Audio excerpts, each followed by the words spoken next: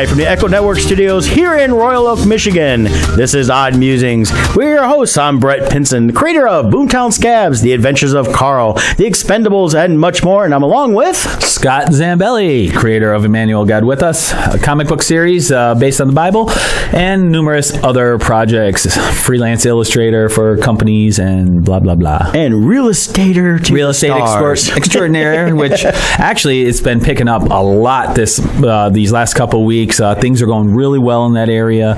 You've been saying off the air live when we talked that it's a seller's market right now because there's really not as many homes out there for sale.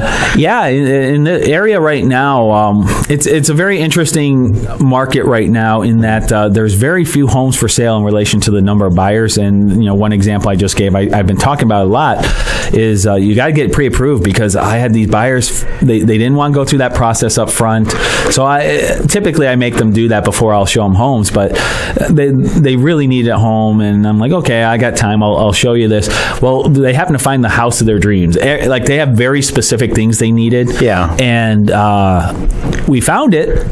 And because they didn't go through the pre-approval process and have all their documents together, we had to wait a day to make the offer. And the house was sold by the next day. I would think regardless of how the market is, you'd want to be pre-approved for two reasons. One, you're ready to go when you're ready. Yes. Number two is, my understanding from different people over the years is you may not get as much as you think you can get. That's the big one too, is so many people, in your budget what you can afford per month.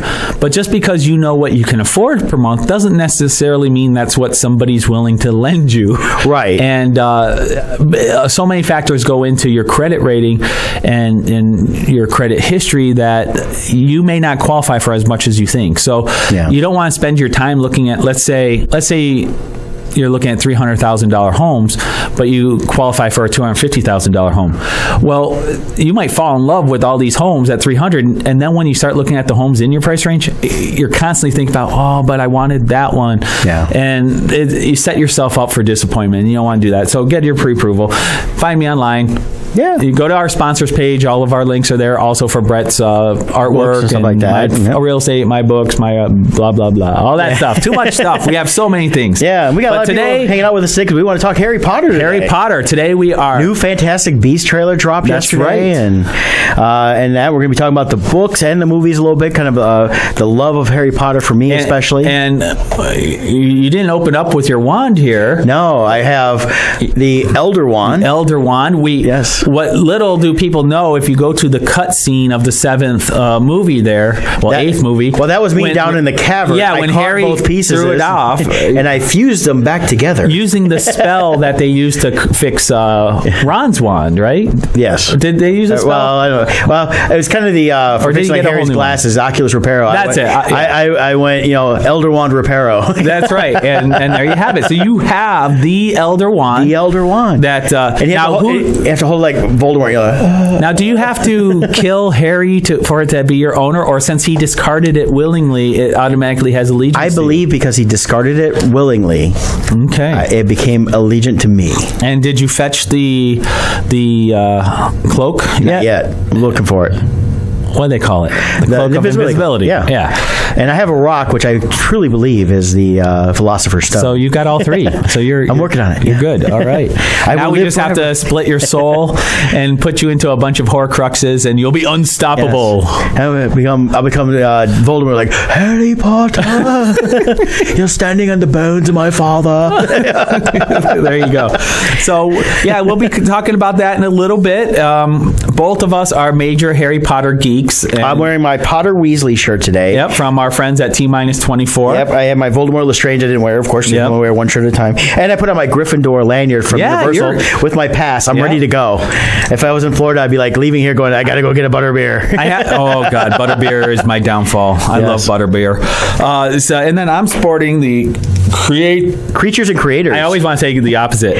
From our friend Kevin Miner, who both of us did illustrations for this book that came out. So we'll give his information out a little bit later too, and he'll talk about where he's going to be. Yeah. But this past week, how was your week, Brett? You know, it was a good week. I was busy. I did a lot of working. I'm trying to get as much in as I can with doing the shifting, so that way I can when I'm going to be gone for 2 weeks. So not working for almost 2 weeks. So between doing Anaheim and then Indiana, which I mean I'm there to make money too. So hopefully I make good money at both of those. Yes. And then I'll come back and start working hard again. Awesome. I'm loving it because it's like this past week I did like 47 shops, but I was able to take the time off I wanted to. I ended my day on Thursday at 2 because I had we went and saw Cinderella down in Toledo as part of our theater series, the Rodgers and Hammerstein version. So this is based on the original. The original Rodgers and Hammerstein musical.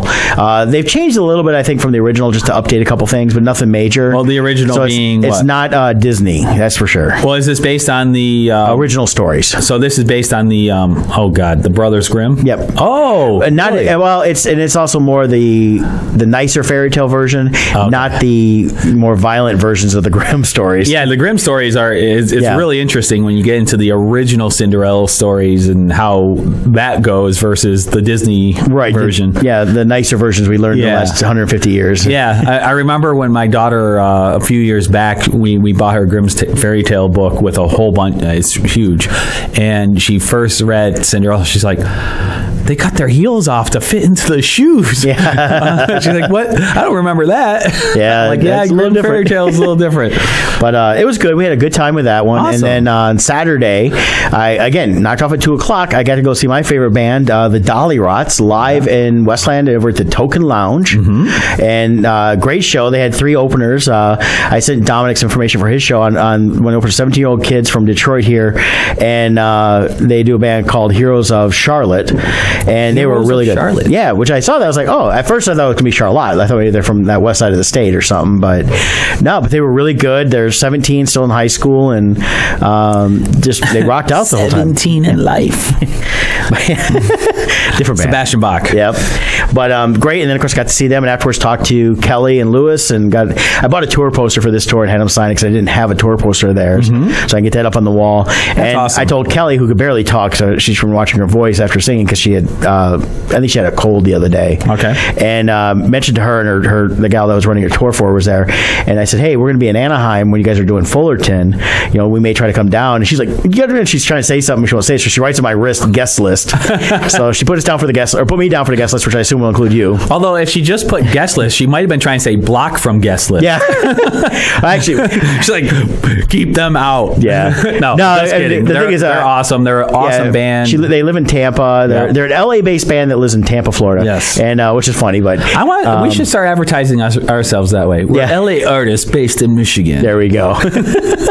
So, and then besides Fullerton in 2 weeks, we get a chance to go see them. I said it all depends on the show. Right. Not that we won't do well enough the show to go. It's just trying to get out there and get down there. I think we should be able to do it, but it's also I would say we're at a 90% chance right now. And then because we can just Uber and that, which is nice. And then I do plan on seeing them. Plus, it's cool to say we went to an LA show. Yeah, I think it's not LA, but and it's at it sounds like a cool bar and all that too there. Yeah, but they where they live in Tampa, I mentioned I'd be back for Tampa Bay Comic-Con, and they said you got to let us know. Yeah. And last year they had something come up, so they couldn't come out. They had a wedding and that. Yeah. So, but I'm gonna try to get together with them while I'm down there. I told her I'd be down there for a few weeks because I'm gonna go down and visit with the family, and I can work down there as well as do the Comic-Con. Yeah, so. Brett introduced me to the Dolly Rots because of his affiliation with them, and they're good.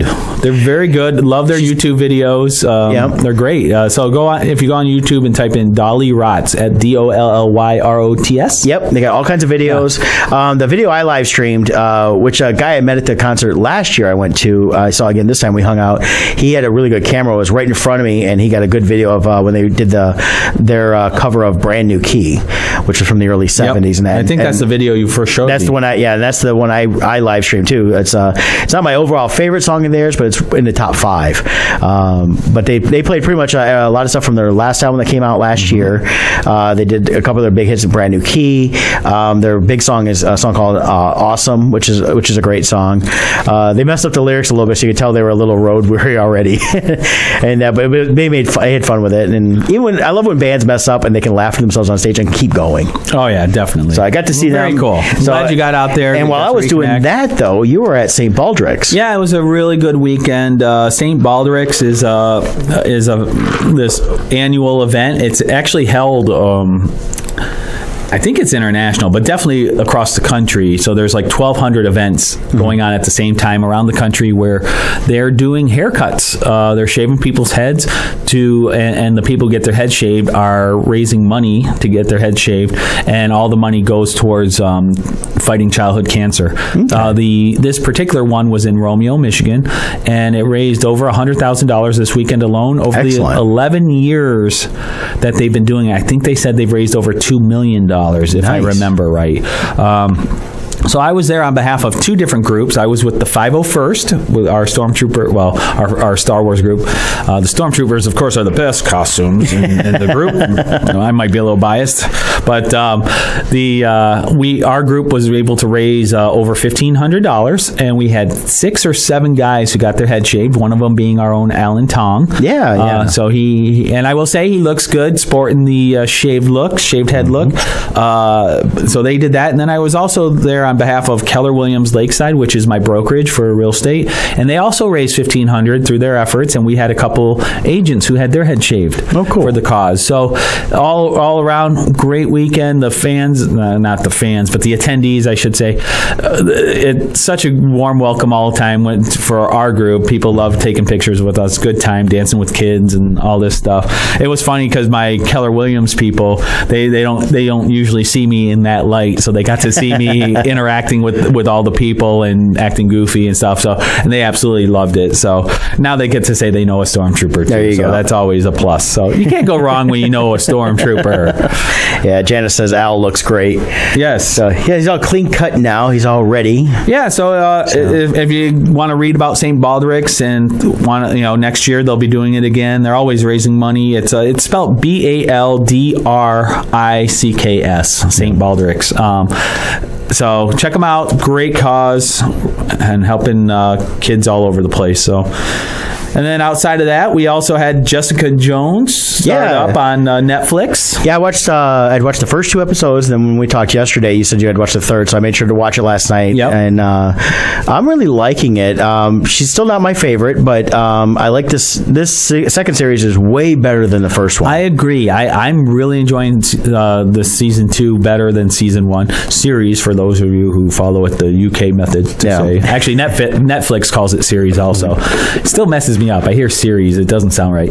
Well, it's because instead of calling them season, it's because they come out at such different times. Right. But I'm liking it so far. I think they're getting more. Part of it, too, is they don't have to develop her backstory. We know it. But even with knowing it, they are still developing it. Well, we're learning more about how she got her powers. Yep. She's trying to basically almost exact revenge on these people in some ways.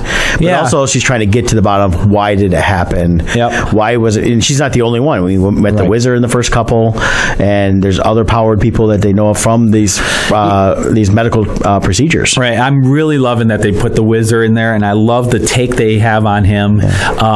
He's, for those who don't know, and I had to look him up. I knew he was an old character, but I didn't know the backstory, so I looked him up. He's an old superhero that was I think from the 1920s through 40s. They used him sporadically, and they've even used him more recent. But he's kind of like the Flash. He has the power of speed, but his original backstory is, as a child, he was in some safari in Africa with his dad, and he got bit by a venomous snake, and so his dad injected him with mongoose blood to counteract the poisons, and with getting the mongoose blood, he got the speed of a mongoose, which I didn't realize was as fast as he goes. Well, now his speed is, he can't just run on demand. He has to be basically afraid for his life. He's a fear-based hero, as he said, which is actually an interesting concept, because a lot of these superheroes, like especially the X-Men and stuff, they discover their powers at a moment of fear or intensity where they they use their power. So I like the idea that this guy can only use it because of that. Yeah, and we didn't see it until he was scared of Jessica Jones, and actually wasn't even scared so much. He was just upset. Well, when he first uses it wasn't because of her. She had kicked him out, but then he came running back because someone was chasing. He said somebody was after him. underestimates him. Yeah. And she didn't believe him, but then she saw he actually did have superpowers. Yeah, he's running, and it's short bursts of speed is what it is. It's so funny looking too how he's like and his little feet are going. And I also love that he was just an average looking guy. Yeah. So they didn't have him being all built or looking like Barry Allen where he's all He's skinny. a chubby nerd. He was a chubby nerd, which also added to Jessica Jones like being like, okay, you got super speed, really. But yeah, who's going to believe that? It'd be like me saying, I got super speed. Yeah. Really? You weigh 300 pounds, dude. What the heck? yeah. So they did a great job with him. We won't get into spoilers, though. The Wizard is just a fun side part of the story. Not really. He ties into a larger picture thing, but I'm definitely going to recommend Jessica Jones up to this point. I'm liking where it's going. Yeah, I think so. I'm looking forward to watching the rest of it. I'm not binging it, so I'll watch an episode here and there. And, Right. And I'm liking that better for this series because the episodes have a lot going on. There's a lot with Carrie Ann Moss's character, a lot more from the first series. We're learning a little more about her and what's going on there. And that's also an underlying subplot that's been going on. So they're tying everything together from the first episode through so far. Yeah, so definitely worth checking out. See how you like it. Yeah. And it's the same. It's got some maturity level storylines going on there. So I definitely wouldn't recommend it for kids. No, but it's very. Yeah. If you watch Jessica Jones series 1, then you know what to expect from a Jessica Jones. Yeah, and if not, it's basically Skinamax.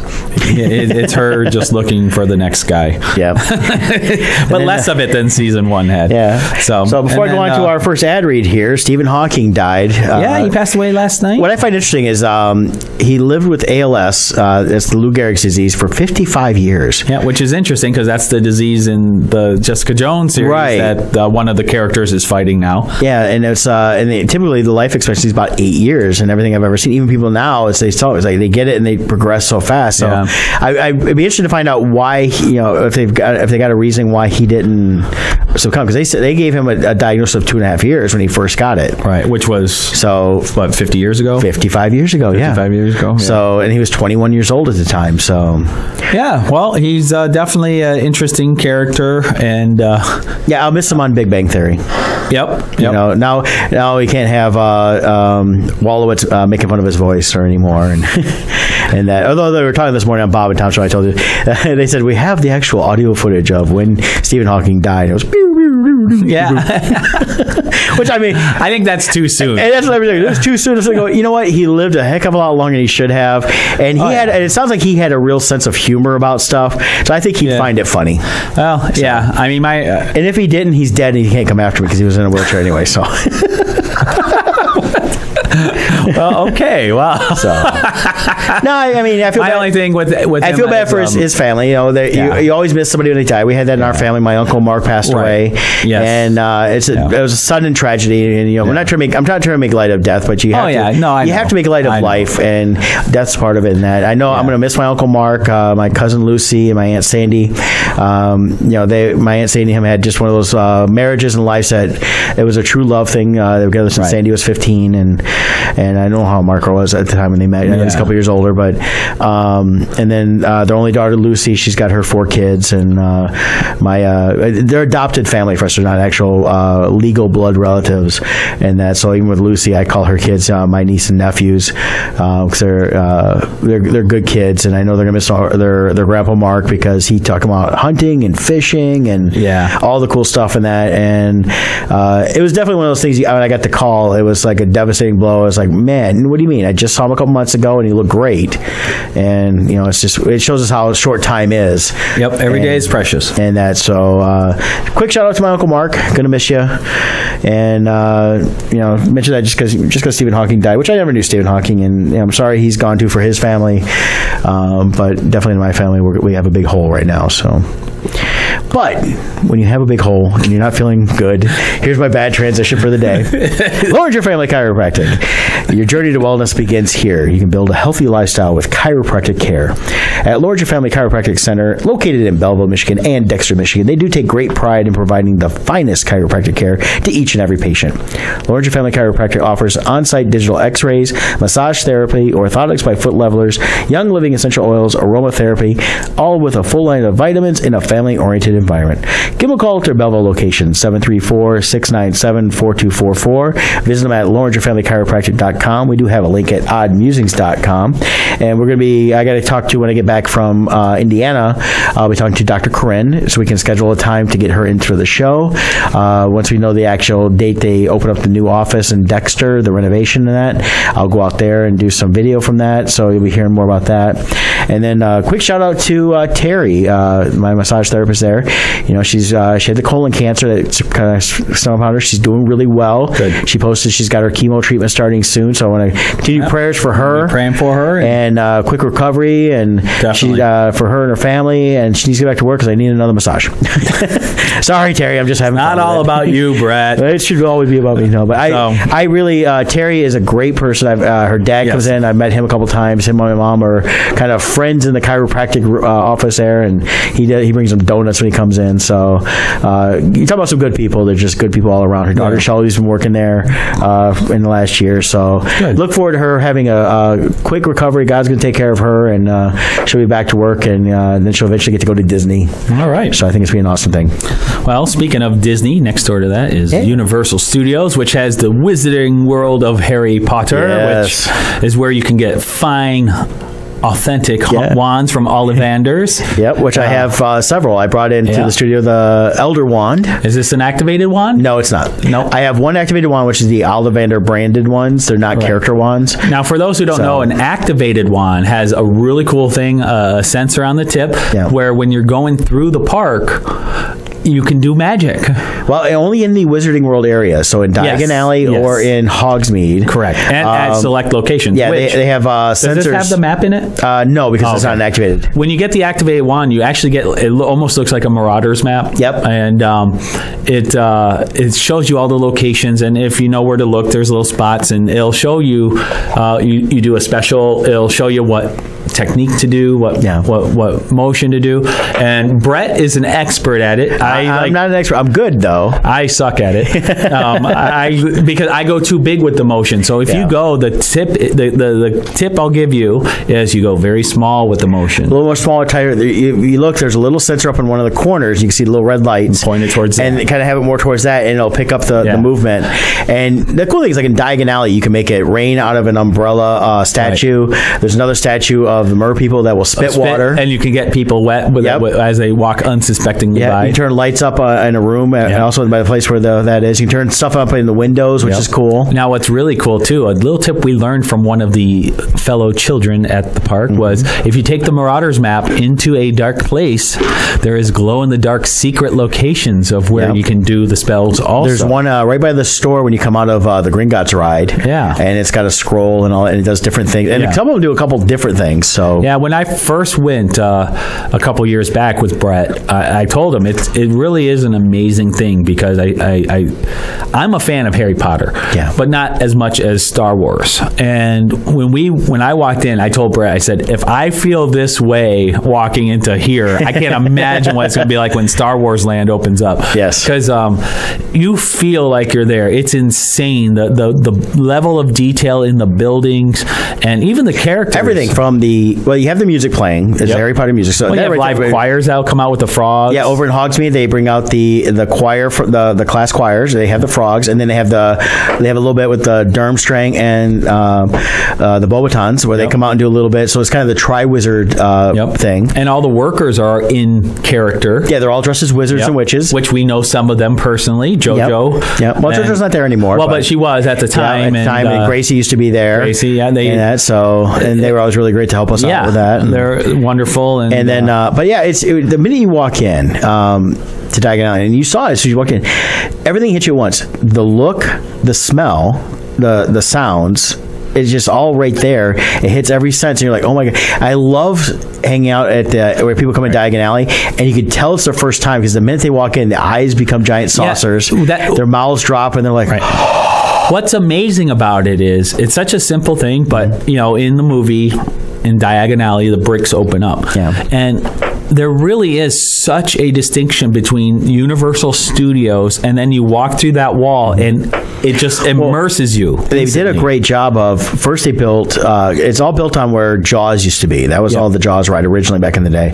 But when you come around, through the Jaws area, which is the little lagoon, they still have Jaws hanging out, Bruce, and all that. You come around and you're in New York. So what you have out there is you can see the sign for the Leaky Cauldron, like you see in or not New York, but London, in London there, and it's outside. It's right by the record shop, like you see in the movie, stuff like that.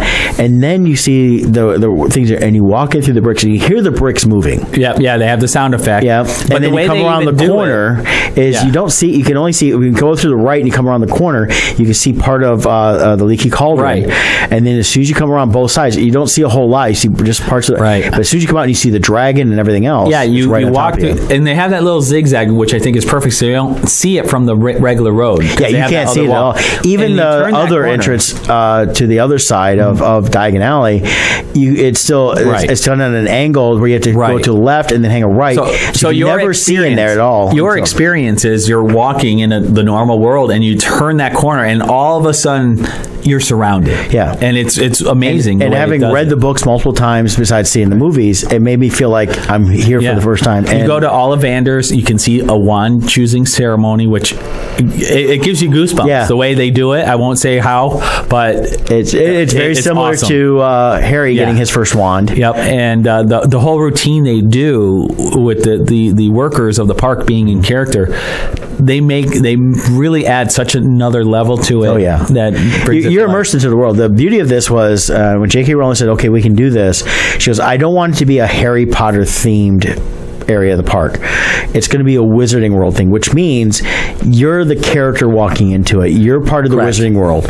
You're not Harry Potter. I mean, yes, they have Harry Potter themed stuff, things like that. But when you're there, you're not going to see any of the characters. Nobody's dressed up like Harry Potter. That works for Universal. Nobody's Hermione. Nobody is Ron. You're not going to meet these characters. You're going to see them on the rides." Right. That's the only way you interact with them. There. But it's not like, when you go to Disney and you meet Mickey Mouse. Correct. And that's one thing. There's no other actor playing Harry. Harry is Harry, and we're just interacting in the world, and there's signs of him being part of that world, but we don't interact with him. Correct. But you definitely get the experience of just like Harry did in the first book. Yeah. When he first enters the world, that feeling of awe, it gets you. Yeah. So definitely, if you get down there, check it out. It's I love it. It's my favorite part of Universal. As much as I love the entire place is the Harry Potter stuff. Definitely. But like I said, we talk about the books, and now I bought the very first book. I bought it in 1998.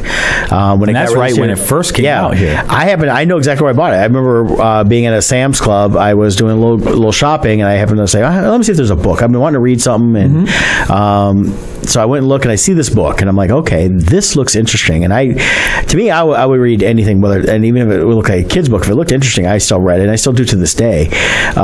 So I picked it up and read it, and I devoured it. It was great, and it was. I had to wait until the second book come out because I wrote down the dates because I was like, okay, I got to get these dates right. Right. The first book came out June 26, 1997, in the UK.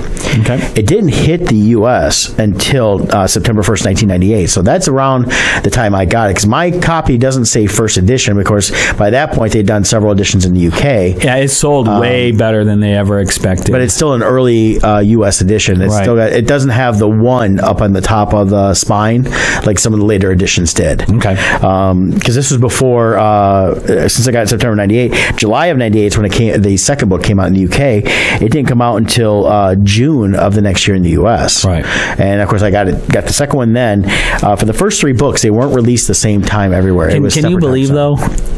That's 20 years ago. Yeah. I can't believe Harry Potter 20 years ago was 21 now. 21 for the UK edition. Right.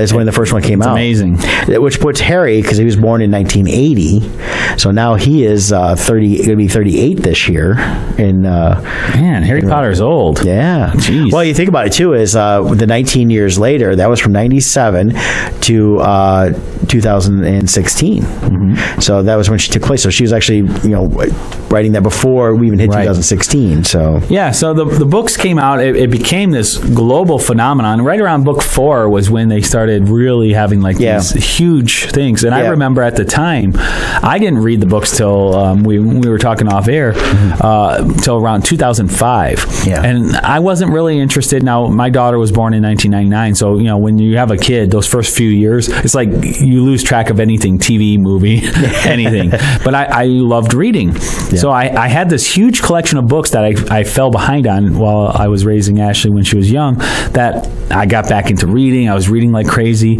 and I got to a point where I ran out of books to read. All my books were done. I'm like, I need something to read. Well, a family member had read the books, so I'm like, I'll read the first book. At that time, book 5 was out. Book 6 was ready to come out. So my only intention was to read one book. It's so well written, and her character development was so great. I just ended up reading books 1 through 5, finished 5 just in time for 6 to come out, finished 6, and then I had to wait. Yeah. And I'm like, that was the hardest part, was between 5 and 7. Yeah. It was because the 4th book came out in July of 2000, and then the next year the first movie came out. So we already had 4 books in when the first movie came out. We had to wait till 2003 for book 5. Yeah. And I remember that was also the first year that Amazon did their big release, and they'd done with book 4. They'd done some stuff to the 5th book, huge release parties around the world. Everybody was there, like midnight releases. Well, and I think a big part of that too ended up almost like the Breaking Bad effect, where because of the gap, it gave people time to catch up to the series. Where when that next season came out, or being next book, all of a sudden you had this huge backlog of demand that built up. Yeah. What it was too was you had the first movie came out in 2001, the second one in 2002, then book 5 comes out in 2003. Right. And then it was 2004 for the next movie. So what you had was these first 2 movies captured a whole new audience. Right. And these kids went and said, wait a minute, there's more story in the books. They went back, read the first and second books, and then they read book 3 and 4, and then book 5 comes out, and like, wow, and they're like movies ahead. So now they're waiting for the movies to see how much it relates to the book. Yeah, and it was cool to see how many children fell in love with reading because of these books. And, it was huge. They saw such a huge resurgence that I don't think has ever really been seen in reading. I mean, you got years back, kids read more in some ways, but realistically they didn't. Right. They say they did because we didn't have as much TV, but they didn't always read a lot. Well, they read more. It depends on different people. But like for me, I read all the time. Yeah, for me, I've talked to. There's a lot of people I talked to that when they were growing up, they go, "No, I never really read." Yeah, for me, it was my first series where I fell in love with it. And I mentioned this a while back on another episode. It was the Lloyd Alexander books, the Black Cauldron, and then it followed the Prydain Chronicles with book 3, Black Cauldron. I think you and I both have talked about that off air before too. Right. So that one really captured me, and then followed up by it was the Dragonlance series. Yes, I remember Dragonlance. That series I just absolutely loved reading. Yep, I read the Prydain Chronicles. I read the Dragonlance series. Yep. I would read the Xanth novels by Piers Anthony. I loved those. And then I also got big into Scott Orson Card and Isaac Asimov. I read a ton of any book I could find of theirs. I read. So I absolutely loved reading. But then by the time these books came out, this is to go back into perspective. That was a transition era where internet was still in its infancy. Kids weren't on devices. Still had AOL. Yeah. Landlines. It was a big deal when AOL said, we're going unlimited. Yeah, exactly. So it was this transition period, and video games were huge. So a lot of kids were falling away from reading, and these Harry Potter books just captured the imagination. They really brought a lot of kids that really weren't into reading stuff, and realized that, you can find other worlds in these books. And I knew, that's something I knew because I was always encouraged to read, and I always I've had an early love for it, and by the time I read the Prydain Chronicles, I was in 6th grade. My teacher, Miss Vicky Looker, who I'm friends with on Facebook, and she really introduced me to a lot of different books that I had not known about, between the Prydain Chronicles, A Wrinkle in Time. I forget everything I read that whole year except for those, but I'm sure there was a lot of others, and I got turned into a lot more cool things. So, and then like I see Janice said she loved the Xanth novels too. They were awesome. Piers Anthony was I got into him. He was just coming out with those. There were like 4 or 5 books in when I found out about them. And the thing is that the stories are constantly changing. Here's the world, and the world moves on. It's not the same character through all the books, and that's what I liked about it, is you learn different things. So. Yeah, what impressed me now, I fell in love with the J.K. Rowling books for Harry Potter right away. But really the key to me, and I mentioned this to you before, is her character development was so awesome. And she developed this very deep and rich world, but the story wasn't about that. The story was about the characters and their relationships. And that's so key, because if all you have is a gimmick and you don't have good characters, yeah, you might have a she had quick success, she had the but it's not story going to down. last. Yeah. She had the story down for these guys, so everything was like. And I related this to Star Wars earlier. When George did the first, Star Wars movie, he had all these robots built up, and it was like, hey, we've got the droids and everything else, and they were like, oh, they're bright and shiny, great, rough them up, that's part of the world, they should be dirty, right? Yeah, everything right, they became Nothing's part perfect. of the texture of that world and of the story, but they weren't the story. And magic in Harry Potter is just part of what they have. It's not the focus. I mean, we do get from Harry, of course, coming from the Muggle world, to that going, wow, I love magic, this is the coolest thing ever, right? But most of it was explaining things in his life he didn't understand at the time that were happening. Right. So as he was changing and growing, he was like, oh, that's why that happened. Okay, that's why this happened. I had magic and I didn't know it. So. Yeah, and at the time, what a lot of people may forget, depending how old you are, is there was a big backlash from certain segments of the Christian community because it has magic in it, and they were protesting it. But for me, myself, I had no problem with this. To me, the way she deals with magic is no different than how the Force is held in portrayed in Star Wars. Yeah. And when really the question is, what is the heart of this story about? And when you really pay attention to this, the message is about love. It's about relationships. It's about being there for your friends. That's why Harry is so great. Yeah. Harry as a wizard is mediocre. He's not that good. Well, they've said he's not the strongest wizard. Right. Hermione's stronger than him. Smarter than him. Yeah. And even he says, throughout the movies and books, you see him all the time. He's talking about, he's kind of forced into this because of what happened. Right. But it was even speculated it could have been Neville Longbottom, because they mentioned that both of them had the same thing. It's just the way it went down is the prophecy fell on Harry. Well, and if you really want to go about strength and magic, I mean, Voldemort was way more powerful than Harry. Yes. But the problem with Voldemort is all he did was put his faith in magic. Yeah. He built up zero relationships. Everything he had was based on fear. Yeah, and even when he called them his friends, it was like I rewatched the fourth movie before we even talked about doing Harry Potter. I watched it yesterday because I was working. I was like, I need something, so I put it up real quick. And when all the Death Eaters that show up in the graveyard, he's like, welcome my friends, and those, but they're not his friends. Right. They fear him, and in the end, and what defeats him? When they have the duel, and they think Harry's dead. Malfoy, his mom, lies to Voldemort, because even though Draco was his arch enemy, he saved his life at one point, and that was his mom repaying him for that. Right. And even though, Voldemort would have defeated him at that moment. And at that point, even Draco had recognized, what was going on. And they may have different philosophies on how things should be. At the same time, he realized that, Draco had to realize that Harry, wasn't the bad guy. It wasn't Harry's fault he was famous. He wasn't. For what happened to him was thrust upon him without his control at all. Yeah. So for me, the Harry Potter stories are a very powerful story in that it really, for children to read these things, it teaches you about how friendship is more important than power. Yes. I think that's an important lesson, especially nowadays with, the internet, and everyone wants as many likes as possible, and they think that's a measure of success, when no, it's not. It's your friendships. Yeah. It's those people in your life. It's those people you truly impact in the real world offline. Yeah. And when you have something like with Harry, what he did is, when it comes down to it, what's he do? In the books, he sacrifices himself. Right. And he says, for who? His friends. For the people he truly cares about. For his school, that's been the only home he really has known, because living in the cupboard, living in the Dursleys' house, that was not, and for me as a Christian, I like watching these type of movies because I like to find, okay, what is that kernel of truth that they have in this movie that I can talk about? Yeah. Love has no greater. I'm also bad at quoting stuff.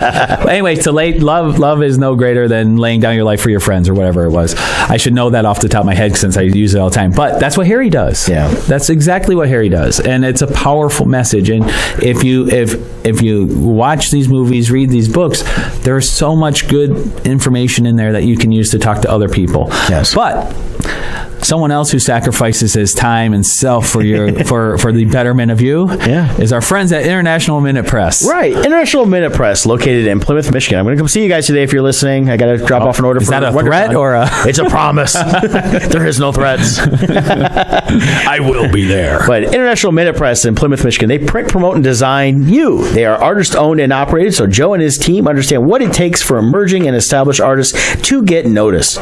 From ash cans and rack cards to posters, banners, and Comic-Con booth materials, IMP of Plymouth has the tools to help you stand out. Contact them today at 734-414-6203 or visit them at 1058 South Main Street in Plymouth, Michigan, and they can give you a competitive pricing quote. You mentioned Odd Musings, you receive 20% off your next order. So get a hold of them. They're also located online at myprinter.intlminutepress.com. Wait too long, go to oddmusings.com for the link to International Minute Press, our great sponsor. And has he got down the spell to make the prints move? No, still not. We're working on that. If he can get that lenticular spell going. Yes, we have asked him for that because I want that for my that would be an Daily awesome Profit thing. print. So I would create all new artwork based on that. Use Joe. Yes. Go at it. That was my spell. So Joe the Armis. Yeah. All of a sudden he comes whipping in. Yeah, it's like Accio Joe. I'm here. We could do that for our next guest. Yeah. Hopefully they're not in the shower when we do that. Oh gosh, no. That would be bad. But reason I brought about the Harry Potter talk today was Fantastic Beasts 2 trailer was released yesterday. It definitely hyped me up. Well, and the thing we talked about is a lot of people are saying that it feels more like a Harry Potter movie. What it is we're seeing more of the Wizarding World we're familiar with. Correct. But we're still going to be, my understanding is a lot of it's going to take place still in Paris, so we're going to see a lot of the Wizarding World from that area, which I'm not sure exactly where Beauxbatons is, but I believe they are French. So it's going to have probably some of that school involved too, I would think.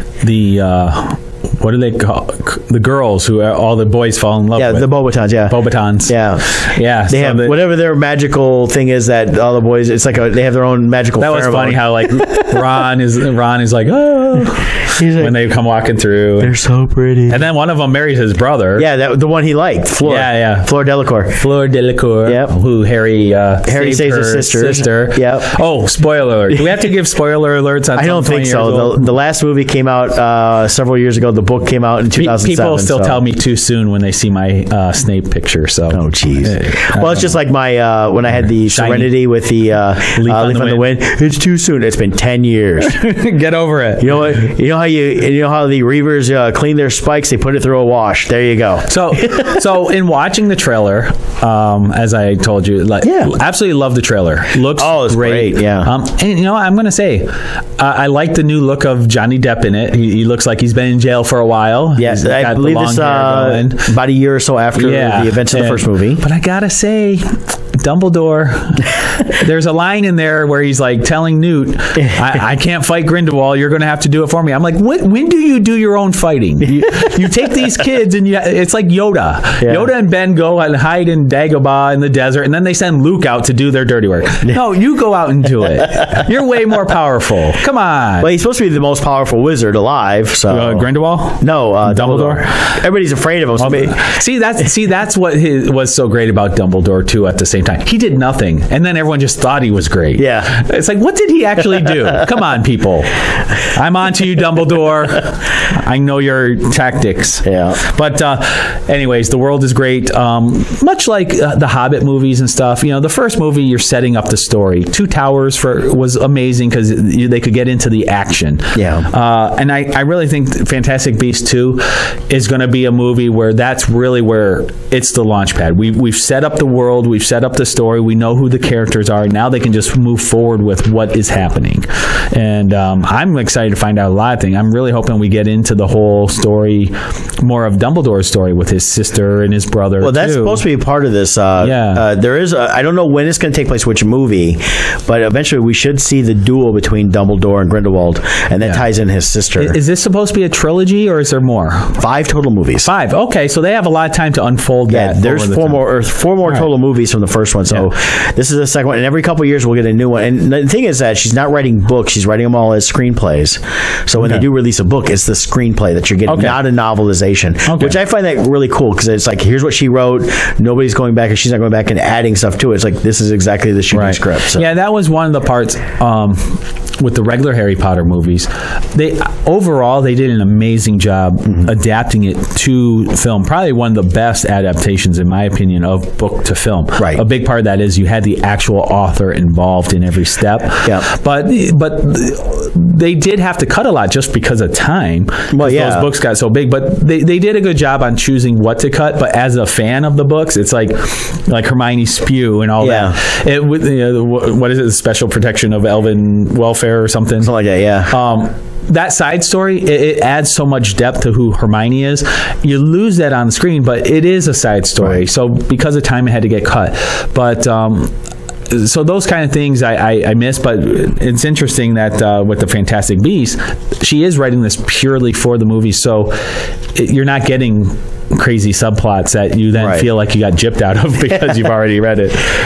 No, it's and that's what I love about it. They capture the heart of the story for the movies. I mean, the movies of books are never going to be perfect. They're never going to be the exact literal thing. They're different forms of communication. Yeah, and I mean, even Lord of the Rings, they made 3-hour movies, and even the extended cuts were 4 hours. It still wasn't the full breadth of the books. Right. So. Really, if you're going to go with a full-blown adaptation of this, the only method nowadays, I think, is you going with like a like Game of Thrones style thing, where, because really, this would have to be like a Netflix series of 10 episodes each, 7 years long, to cover the books. Yeah, because there's so much in there, and you can't do that with movies. It's just a different way of telling a story. Different. But they do such a great job with it. Ways and the things they had to leave out were fine. And the nice thing was the person, Steve Kloves, was the guy that wrote the screenplays for all the movies, and he worked with J.K. Rowling. So, like, in fact, he was writing the screenplays before they even published the last couple books. So of course, he got to read the stories and worked with her on what needed to be in the movies versus the books. And nice thing is that really kept the consistency in the storytelling. Right. Instead of they had multiple directors, but they didn't. Having one person write the screenplay is what really kept it consistent. Yeah, and just like the original Harry Potter series, I think Fantastic Beasts 1 did a phenomenal job of character development. I loved it because what she's doing is, this isn't Harry Potter. This is the Wizarding World. And the difference is, there's more that we get to explore. We're seeing different things. The nice thing about the first one, I thought, is they did a complete departure from the Harry Potter movies to show that this is a different story. This is not the story There's elements you heard about in the books and movies, but this is all new. And so we get to see Come to America. We learned about the American version of the Wizarding World, how their school is different than Hogwarts. Even I also like that the slang is different. They don't call them Muggles. They call them No-Maj. No-Maj. Yeah, and because like even here in modern day, even though we both speak English, they have terms in England they'll use for the certain things that we use something completely different. So I like that they stick to that, because that's really how the world works. So it just helps make it feel a little more real. Yeah, and I like that. And we got to learn some of the new characters that were in the U.S. version of the Magic Group. I'm blanking on the name. Even the laws, the way they took into account what was going on at the time, and they had these because he came over, he wasn't following certain laws that they implemented in the States because they were having certain issues at the time. And in his case, he had to have it Muggle's eyes, but it was to hide the creatures he had. Yeah, trying to cross the customs. Yeah, getting through the customs. You have wizarding customs. Who would thought that they had border enforcement? And then when they found out he was here, he kind of come in without announcing. He came in illegally as a magic user. Right. Didn't tell the magic community he's coming in. Right. And then we find out things like like that the magicking or the wizarding community in America, they're not allowed to really associate outside of the wizarding world. They have very little interaction. Not allowed to marry outside of it. They can't date or anything like that. That's part of their laws to kind of keep the magicking line pure. Yes. So that they do it a lot different than over in the UK. Until some baker comes along. Yeah, and he's in the trailer, so we know he's back. We know he's back. We know we get to meet. He was a fun character. Yeah, I like him. Got to meet him in Atlanta 8 years ago now, and I've been a fan of his from when he did Fanboys. Yeah. So he's in both Star Wars type movie and he's in a Harry Potter type movie. That's right. So he's the double threat. He is. Yep. And then let's see here. So we had those, and then also what came out more recently, a few years back, was The Cursed Child. Yeah, I read that. I bought the book and then downloaded it at the same time and read it on the way down to Florida when we were doing. I think it was that came out in the fall for that mini MegaCon. Yeah, sounds right. Now that movie was actually created as a play, right? And the book is actually the screenplay. Yeah, it takes place 19 years later. Not screenplay, but it's 19 years after the books. It's script or whatever. Script. Yeah, scripted play. There you go. And she kind of did it because people were claiming we want more Harry Potter, so she really didn't want to do more. She says, and going from there. So she says, I'll do this story 19 years later, and it centers on Albus Severus Potter, which is Harry's son, and it's his second son, his middle. Basically, I think it's his middle child, and he has problems like you have an older brother that is popular, that's good at sports. He's a little clumsy, and then and his dad is Harry Potter. So regardless of how much of a good wizard Harry Potter is, he's the most famous wizard alive, right, at that point in time. And so he's dealing with all those issues as a child, and the story covers him meeting Draco's son, and they become friends. They're both in Slytherin house, and that. So the thing about this story, though, I like parts of it. I was really disappointed in her storytelling because she decided to use time travel, and when you start doing that, you mess everything up.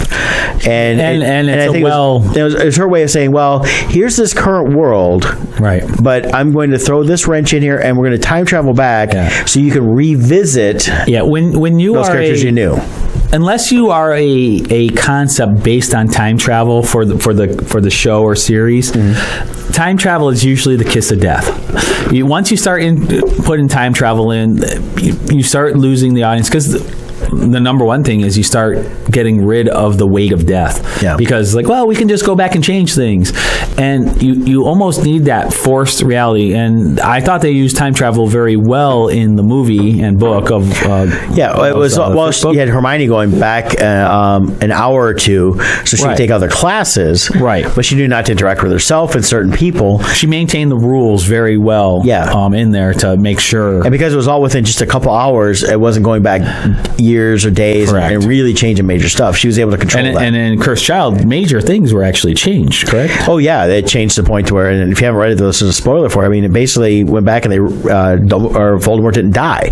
They screwed everything up for that timeline. And so when they came back, the entire future was completely different. So they had to go back and fix it again. But it all tied into Voldemort and Lestrange supposedly had a child. Which we didn't know from the books, and it was hidden, during that time. From the time he came from book 4 through book, end of book 7. And what was his name? Valdestrange? No, it was a female. What was her name? I forget right now. I thought you said he had a son. You just said kid. Child. The child, the female, and she of course she'll have $10. Using her girly wiles to trick these boys into going back in time. And I think those two are just too crazy that they ever would have had a kid. They're both nuts. I think that's why they ended up having it. I don't think it was intentional.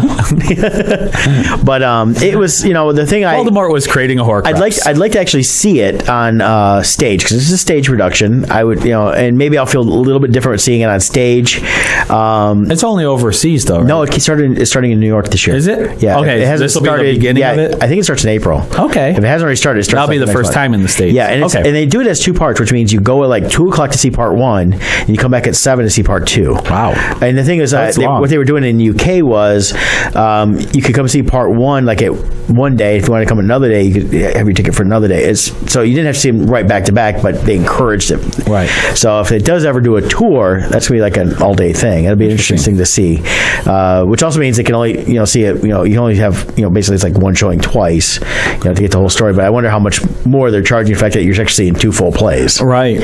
So okay.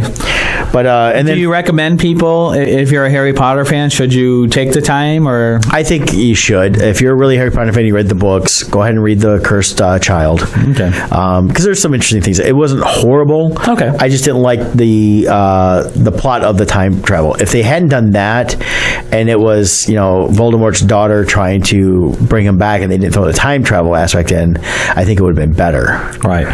So all right. It felt more of a cop out in some ways. And she's like, "Well, here's your story." And I just don't understand the whole child thing. Where'd she come from? Well, again, it was quickly just mentioned that. That's kind of like the kid that popped up in Rebels. Yeah. At the end, it's like, wait a minute, when did this happen? Yeah. Even the cast. There was an interview afterwards with the cast. Yeah. Only the girl who does the voice of Sabine knew, because she recorded the dialogue. The girl who voices Hera, she didn't even know they had a kid. She's like, what? Well, she had no dialogue. They just showed her. But it also shows there was zero in the storyline leading up to it that ever indicated there was a chance for this happening. Yeah, and it had to have happened right before he died. I think it must have been a Force ghost thing. There you go. Something happened when he touched her shoulder. Well, we are running out of time to talk about Harry Potter. Running out of time. So we may revisit this again. Harry Potter is always fun to talk about. I'm sure we'll revisit it when Fantastic Beasts 2 comes out. Yep. Now, next week we'll be back live at 10 o'clock. Yes. And then we are going to be doing a pre-recorded episode for the Wednesday before Easter, but it's going to be our Easter episode. Spectacular. Yeah. We're going to talk about Easter bunnies and hard-boiled eggs and dyeing them and how chickens play a part of that. And Scott's going to tell the Easter story, and we're going to sit around and snuggle with our blankets. And we'll get into the true story of Easter, too. Yeah. Although Reese's peanut butter eggs are a key part of Easter. I know, and they are my downfall. Yes. They're so good. They're awful. But it's going to be kind of like how we did with the Valentine's Day and Ash Wednesday. We're Christmas episode. Look at the history of that stuff and have some fun with that. Yep. And then we'll be back live on April, I believe it's 4th. We're going to have a guest, Randy Zimmerman, coming and hanging out. We're talking comics, and as well his Flint Comics and his Flint Comics Con that's happening April 14th. And then coming up this weekend, I don't have any shows. Do you have anything going on this weekend? I'm just doing all my real estate and packing for WonderCon. A lot of packing. Yeah, be getting ready for that. I got to get my order into Joe at I'm dropping International that off Minute Press. Stop by today so I can get the new files, and then go from there. And then I know we'll talk a little more next week with Dominic, who's going to be with us. He's going to be at Gem City with Kevin Minert. Yep. Going to miss that for the first year in many years just because it fell the same weekend as WonderCon. Yeah. Unfortunately, it fell on the same week. That's the problem with now. There's so many Comic Cons now. It used to be a rarity that you had to choose between 2 shows. Now it's like every show you have to choose. And Jesse, unfortunately, because of other shows and shows even he does, had to push his dates because everything just started pushing around It's a crowded field. It's a tough time in March and April now when it used to not be. So definitely look forward to hopefully getting back there. Hopefully wish everybody a good show there. So we'll have Randy in a couple weeks here. We'll talk a little more next week about all those and WonderCon, and that's right. Have a great time. And any final thoughts? No. Great. Dominic, take us out, buddy.